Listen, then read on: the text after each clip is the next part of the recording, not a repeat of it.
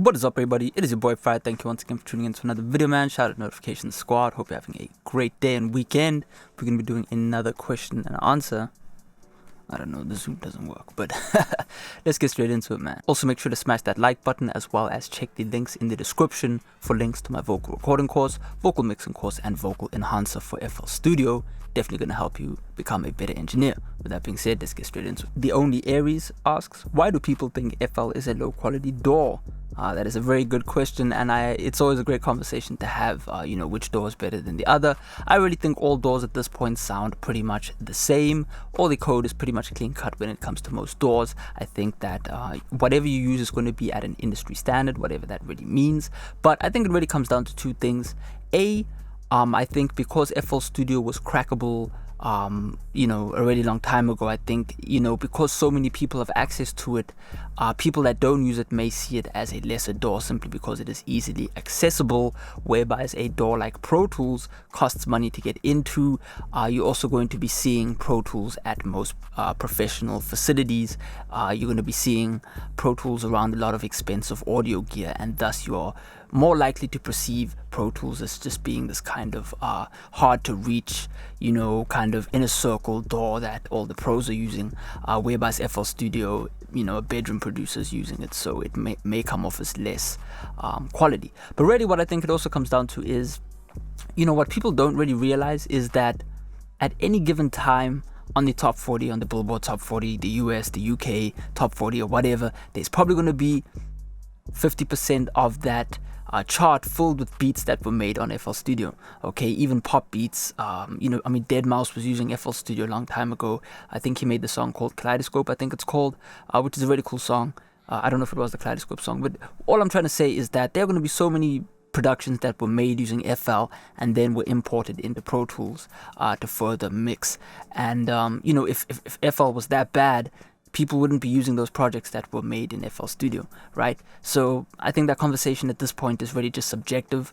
I do believe Pro Tools is, used by all of the professionals simply because if you are to run to studio, or if you were to run from studio to studio, you would want to be able to use the same DAW every time around. The FL Studio users are just going to bring their laptop and plug into the system and then use it like that.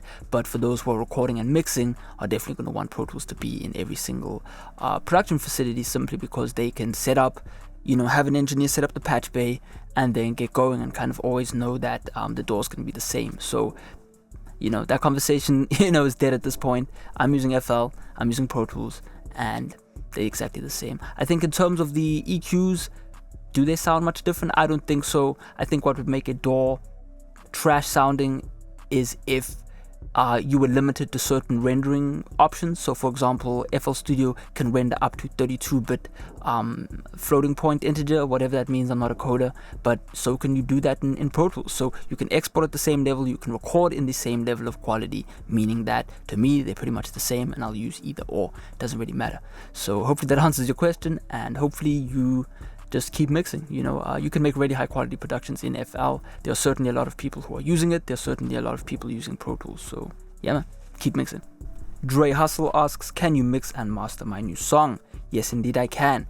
Definitely check the link in the description so you can check out my mixing and mastering services. I am now available to the public for online mixing. You can go and check the procedure on how I like to receive files and if I am the right person for your project. So definitely check that out.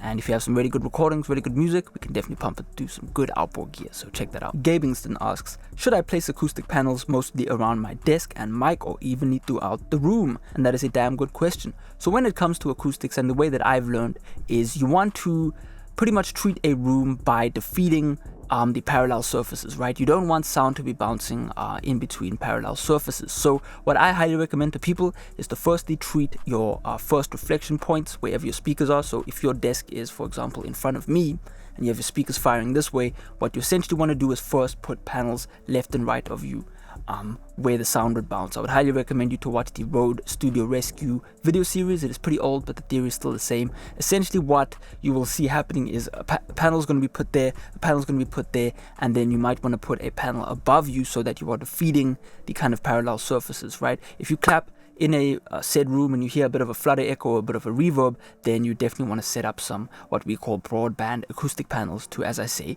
defeat those parallel surfaces. Now, if you do not have that luxury of making some cool DIY panels, I would highly recommend to just try and get the whatever you'd call those reflection filters. It's definitely worth a shot, but personally I would recommend for you to try and treat the parallel surfaces. I would also not recommend for you to be recording in a square room. So if your room is pretty much even in all dimensions, so for example the floor to the ceiling or roof is the same length kind of as the side walls, right? So the height is equal to the length. You would definitely not want to be mixing in there. It's going to be really hard to treat. You're going to have really nasty bumps in your vocals.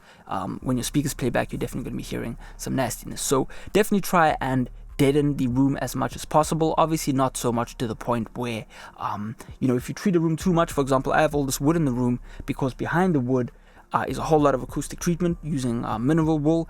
And if the room just had mineral wool treatment, right, all of the gray you see in the room is pretty much just fabric covering mineral wool. If that was in the whole room, it would sound a bit too dead, basically meaning that I would be hearing too little of the high frequencies. So you want to allow some liveliness in the room. So that means you don't have to treat your desk. You can just treat the ceiling, for example, if that's what you can do. And you only have to treat parts of the room. And I swear you're going to hear a really nice improvement in your sound quality. You're definitely going to be hearing more of your speakers, more so than the room. And last but not least, if you're not capable of doing any of those things or able to do any of those things, for example, if you're renting in an apartment, use headphones. Invest in some really high quality headphones, or even I would recommend investing in some smaller speakers, Yamaha HS5. There are some really cool other small speakers out there. IK Multimedia do make the iLouds, I think, and you can also buy the little room correction mic. I use the room correction mic as well. It's really nice. So definitely check out all of those options. But as I said, treat the parallel surfaces. So good luck. RBG08 asks, what frequency do you hate in vocals? That is a good question. I hate anything that doesn't sound good, really, and I want to deal with that. But I would say the things that I'm generally looking for when mixing, I always say this when I'm mixing with the Fab Filter EQ, so definitely pull out your parametric EQ when doing this, but I'm generally going to be treating around, I would say, 130 up to around 400 hertz. I'm always going to be dipping away from there. That's generally natural to get rid of some of that when it comes to vocals, kind of cleans up the mud when you're able to properly deal with that. I'm also going to be looking to kind of trim away some of the resonant peaks in the microphone. That's going to be around, I would say, probably 1K all the way up to 7K. You're going to find some really nasty, harsh frequencies in that range. So those two areas I'm definitely going to recommend for you to deal with. But yeah, hopefully that helps. Other than that, man, treat the muddiness, treat the harshness, and do a slight boost in the high end. That's really all you should be doing when it comes to vocal mixing, as well as doing your compression and other sweetening effects. But yeah, keep mixing. Another question. Do you also use headphones when mixing, or do you mix only on speakers? That is a good question. I have 3 sets of different speakers that I am mixing with. I like to hear what my mixes are going to sound like on different types of systems, so I am definitely making use of all 3 systems, but I am also going to be listening on headphones. If I am mixing someone else's project, I am going to do the bulk of my mixing on my speakers, and then I'm going to listen to headphones so I can kind of get an idea of what it'll sound like on headphones. I think headphones give you a very unique listening experience, but personally I don't like to do the bulk of my mixing on headphones simply because I prefer listening to sound in a given space. So in a room, I think that's a lot more natural. But I do think that when I am mixing my own stuff, I am going to do a lot of the kind of rough mix and recording. I'm going to be doing a lot of the referencing on how my mic is placed and whatnot via the headphones. That's so if you watch any of my vocal effects, that's pretty much how I start, right? I mix a lot. I record with my headphones, then obviously I'm listening back on speakers and I'm bouncing between the two. When I'm mixing and mastering other people's projects, I'm going to listen about 10% on headphones. I'm going to start off quite soft, then I'm going to listen loud for about half a minute, then I'm going to turn it back down, just to really hear what's popping out in the mix, to make sure what I am mixing on my speakers, which are more true in sound. These focal speakers are very kind of mean, so they're definitely going to show you what is wrong with your mix, and I'm just going to confirm if what I'm hearing on those speakers is correct, and that's usually the case. I'll bounce between the two. So definitely invest in a pair of speakers if you don't have any headphones. As I said earlier, definitely check out some HS5s. So yeah, man, keep mixing. Why do my mixes sound different in the car? That is a good question. That used to really eat me up when I started mixing. I would go and listen in the car because I heard some YouTubers say, yo, check your mix out in the car, and it would sound vastly different.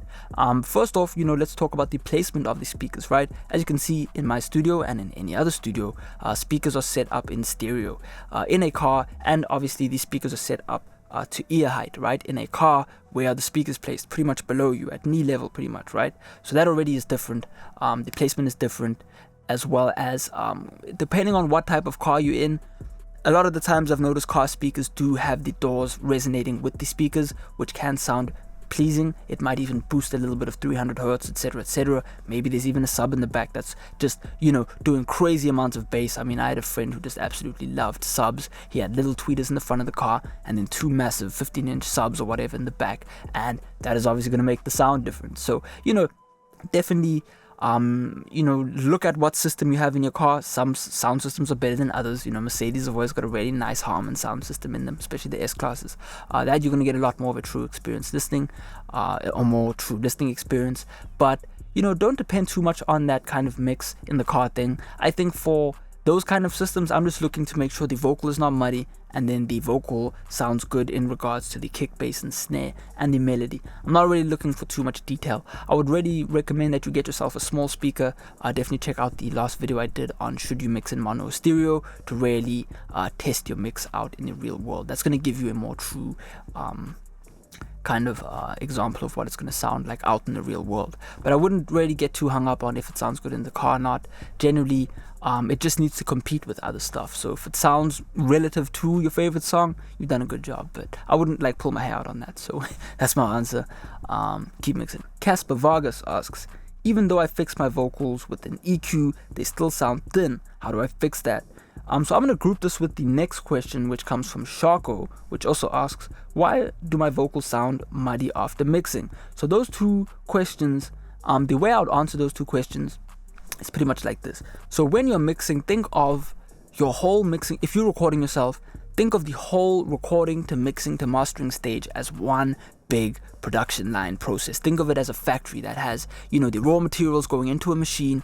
The machine does something to the materials, right? Hence your mixing. And then at the end of your mastering stage, you've got a final product, right? A finished product.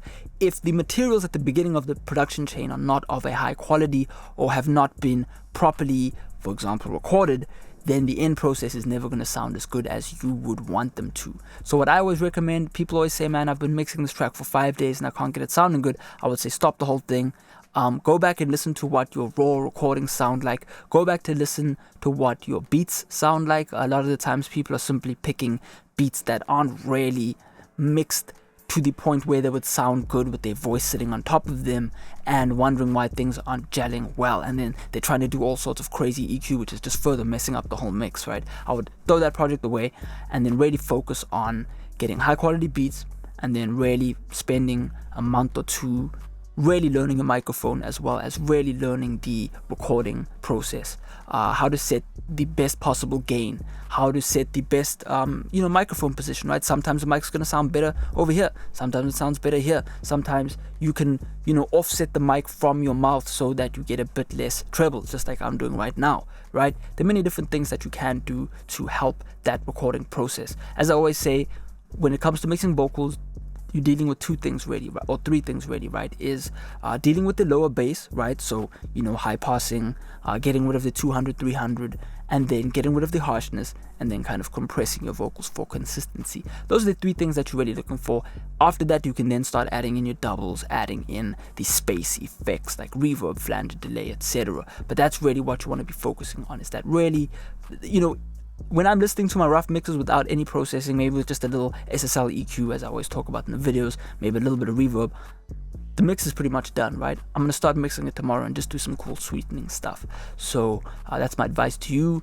Definitely, stop doing the 8 dB boosts on the high end unless you really have a dark sounding mic. Definitely start mixing in the opposite direction. If you want more treble, reduce more bass. Start thinking of things in a subtractive manner rather than in an additive manner. Stop thinking, my beat is too bassy, if my beat is too bassy, add more treble, for example, right? Instead of maybe putting the bass away. Or if you feel maybe it's a bit too muddy, maybe just dip a certain frequency instead of pulling out a whole lot, because that might make the beat sound too thin. Start thinking of things in the opposite direction. It's pretty complicated at first, but you're going to start really thinking that way once you have mixed a whole lot of projects. And you're also going to start looking to not destroy the initial sound as much. You know, when I've got a beautiful vocal, I'm trying to work around the vocal more so than to totally, change the project, right? So yeah, it's definitely a difficult thing to deal with. Muddiness as well. Stop having frequencies overlapping, etc., etc. But yeah, man, just keep mixing every day, and hopefully it gets easier. With that being said, those are all the questions we have for today. Those were posted on my Instagram, so shout out to everyone that follows me on Instagram. You can check me out there. As I said before, check out the links in the description to my mixing service, to my vocal recording course, vocal mixing course, and vocal enhancer for FL Studio. I hope you have yourself a great weekend. Keep working, keep fit, and keep doing your thing. I'll check out next time. Peace out.